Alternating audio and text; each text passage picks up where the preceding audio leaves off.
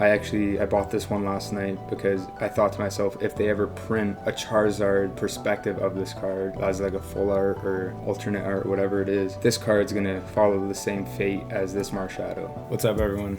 I'm losing my voice. It was my brother's wedding this weekend and there was lots of celebrating, so my voice is very different. It's actually very hard to talk right now. But there's a few things I wanted to talk about today. The winner has been announced for my giveaway, the Fusion Strike 3-pack blister. I've contacted the winner. We're sorting that all right now. And the second thing is, the Pokemon company and hobby is quite entertaining nowadays, isn't it? And the thing I want to talk about is the Marshadow that is popping off right now in Mega Evolutions. About 2 weeks ago, this card during pre-release was selling for a respectable amount, $33, $34, $29. And then I think what happened is people realized there's a Pikachu in the card.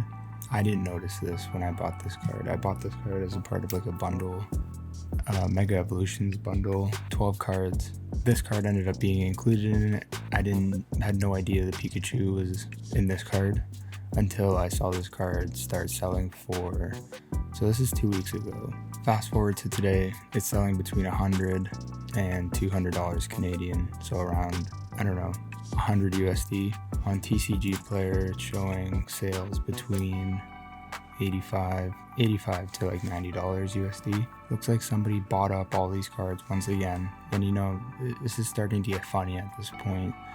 This Pokemon hobby is so entertaining to keep track of because stuff like this happens, and it makes it kind of fun for those that like to sit back on TCG Player and look at cards and sets and try and predict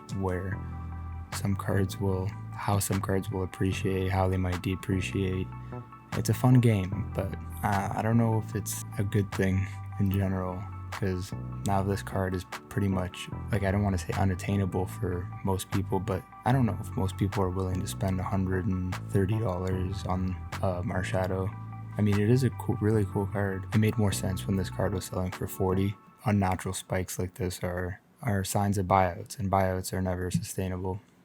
So I want you guys to answer down in the comments what I should do with my copy. I pretty much paid $20 for this, so I could take profits right now, or I could wait to see if it continues to go up in value. What does everybody think? Do you think it'll go up in value, or should I sell it? Let me know in the comments below.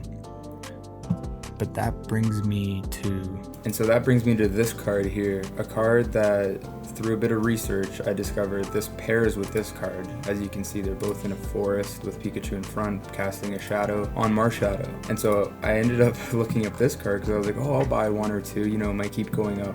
Well, it's also skyrocketed from 50 cents to $3. Market price says 8 here. That's near mint reverse foil, $100. Sold listings of this card, like lowest listed. These are not even the reverse hollows. We got an auction going on right now for the reverse hollow here.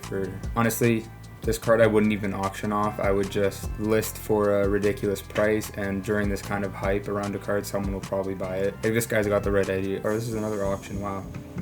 We'll go to the sold listings here. Yeah, 111, 125. This card from Cosmic Eclipse. New listing, non-hollow, probably, wow, $200. Yeah, 60.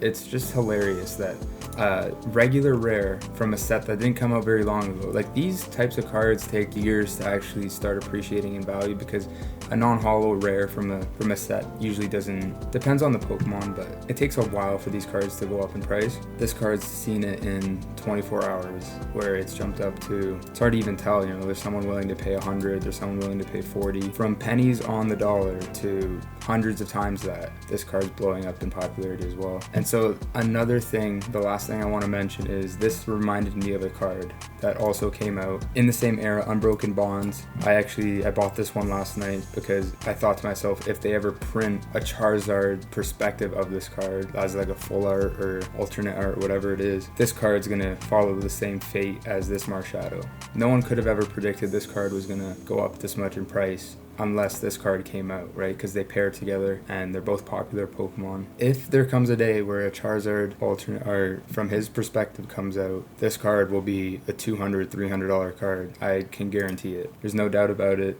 And I think we might even see that because Pokemon is, they do things like this, like the Hitsu and Growlithe and the Perrin from Twilight Masquerade. You have both cards that, one's looking down at the Growlithe and you can see the camera lens in the reflection of the Growlithe. They pair together. And Pokemon likes cards that pair together. We see examples of it all the time with like the Sawsbuck from Paradox Rift or Temporal Force is one of those sets. What else? I don't know. There's plenty of cards that pair together through different cards. Yeah, this is a card to look out for. This is from the same era as Cosmic Eclipse, so there might just be a card lined up. That is Charizard's perspective of the situation. Another card, Charizard Mewtwo, the V-Star promo and the V-Star Mewtwo from that one set. Oh my god, I can't even think of it right now. Crown Zenith. Oh my goodness. Anyway, card to look out for. If you own this card, good. If you don't, maybe it's a card to pick up. I managed to pick one up for $10, the non-holo variant, because the reverse holo variant goes for like $50. Just a card to look out for. What do you guys think of this situation? I think it's pretty hilarious, and Pokemon's so unpredictable now. There's always going to be a card like this in a set, and it makes it fun, right? If you're the type of guy that likes to sit down on TCG Player and look at numbers and look at sets and kind of predict what cards might appreciate in value before they do, it's a fun experiment. You buy a few cards and you wait a few weeks and you see what cards performed what sort of ways, and you kind of learn from it and find trends, and it's fun. I like doing it. It's hilarious. But yeah, that's it for today. Thanks for watching. Goodbye.